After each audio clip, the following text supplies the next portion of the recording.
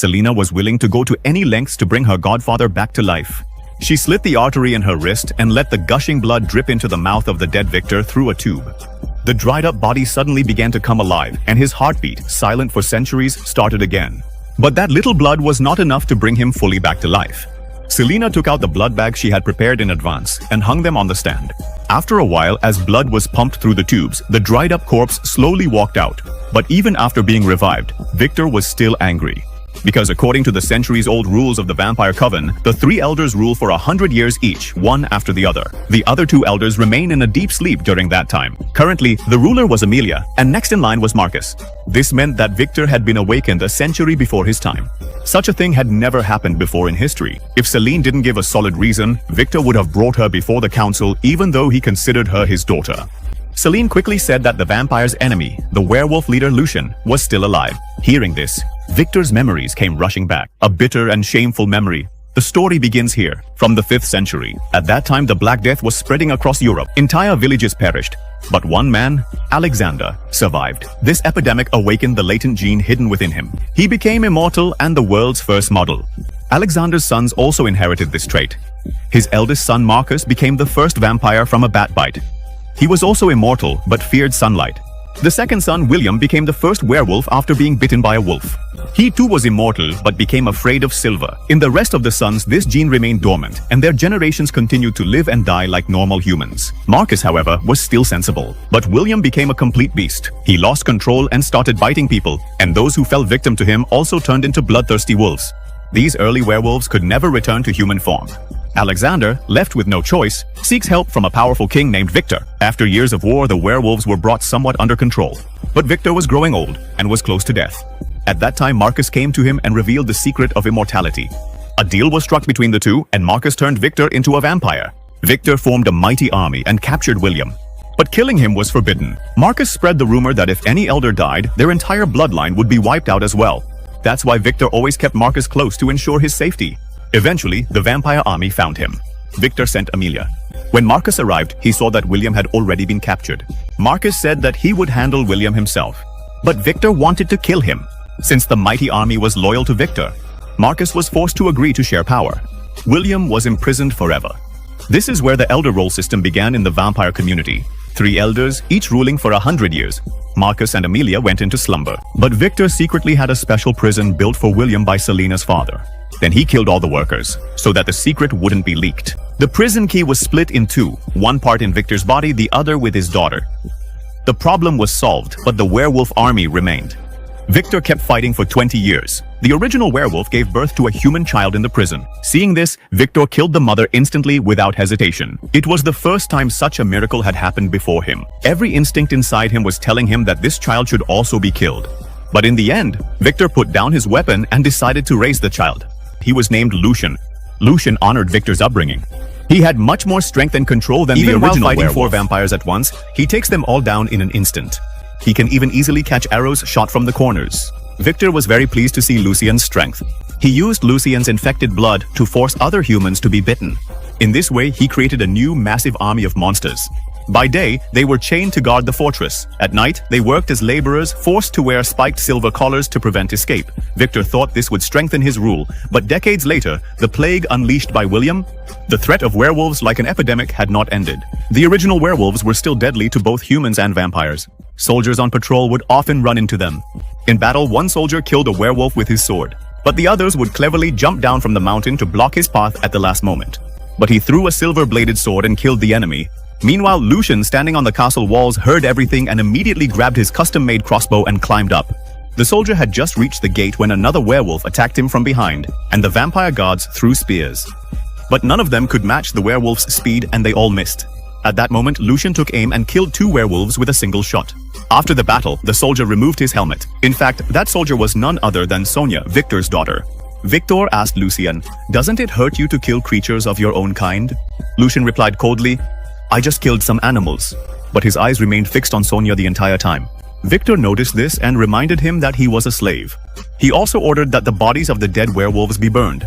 When they burned in the fire, they reverted to their human forms. There was pain in Lucian's eyes as he witnessed the condition of his people. Day and night, labor, whips, chains, and no respect at all. Only Only Lucien, thanks to Victor's mercy, had managed to gain a little freedom. The rest lost their lives over the slightest mistake. But the truth was that Lucien was still a slave. It's just that the silver chain around his neck was a bit different. At night, as soon as the patrolling guards left, he secretly found a way out through the alley. Passing through dark tunnels, he reached an abandoned platform. There, Sonia was already waiting for him. The two had grown up together since childhood and had secretly accepted each other as their own. They met, and Lucien revealed his true desire. He showed her the special key that could unlock the collar around his neck. He said to Sonia, "Let's leave this place. I don't want to live like an animal anymore." But they had little time. Before they could make any plans, they had to return. Their farewell is witnessed by Victor's historian, Tanis. He doesn't immediately report it to Gomi, but instead keeps it as a weapon to use for his own benefit. In life, he was a terrifying ruler of bloodshed.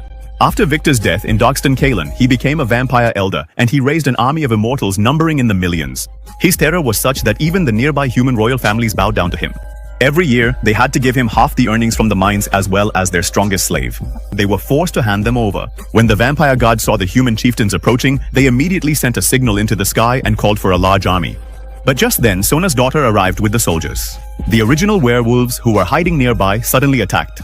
The vampire soldiers panicked and fell down. Many horses and men were dragged away into pits. Saws immediately drew his sword, but the werewolves were already prepared. They pounced and attacked the unarmed slaves, because whoever they bit would soon become a werewolf themselves. Meanwhile, Lucien, who was working in the castle, hears the sound of the wolves. He wants the captain to send the army, but the captain doesn't pay any attention to the words of a single slave.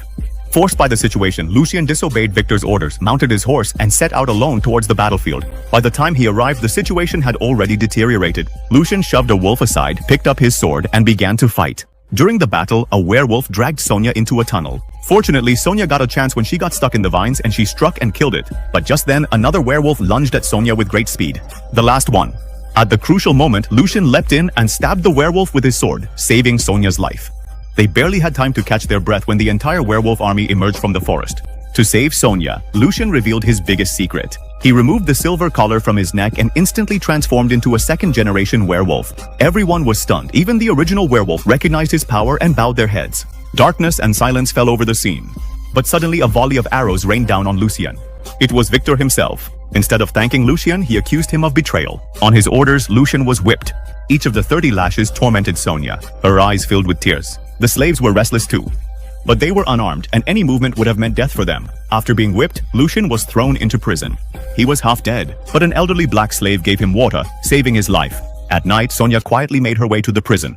There was little time. The two couldn't talk much. Lucien only managed to say that Victor's favorite, Tanis, had already warned him. "Your eyes say a lot about Sonia." Victor must not find out. This meant Tanis knew everything, but he hadn't complained to the village. Maybe that could be used to their advantage. Meanwhile, the human chieftains came to the palace and, as always, offered silver coins to Victor. But the chieftain who owned the largest silver mine came empty-handed. He said, "All my workers have turned into werewolves. The mine has been ruined. Now what can I give you?" He continued speaking. "We've just survived an attack. Victor can no longer protect us now.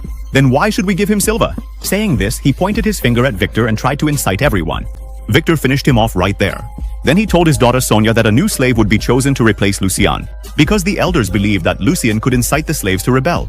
Sonia realized that her father had decided to kill Lucien. She casually suggested the name of another slave and quietly went off to find Tanis. She asked, "Why didn't you do it in the village?" Actually, it was Tanis's dream to become a council member. He wanted to take Sonia's place. He made a deal. "If you help me, I'll help Lucien." Sonia agreed and told Lucien everything as well. They made a plan. After succeeding, both would meet in the field by the river. Tanis seized the opportunity and threw Lucien the key to unlock his collar. Lucien used it, transformed into a werewolf, and killed the guard. Then he freed the other slaves who were imprisoned and began preparing to lead everyone toward freedom. To stop everyone from escaping, the vampire god turned his powerful bow in one direction and unleashed a rain of thousands of arrows. Countless spears tore through the walls, blocking the path to freedom with a relentless downpour. Seeing Tong standing just a step away, Lucien was filled with helplessness and regret. He made everyone swear that he would free them all, no matter what. After that, he quickly led the remaining people toward the exit. But just then, two guards drew their long arrows and blocked the way. Lucien used his strength to push them, and they fell into the chasm. As soon as the first rays of morning sunlight spread across the earth, the vampire guards, along with the painful chief, turned to ash. Upon reaching the ground, Lucien told everyone to run toward the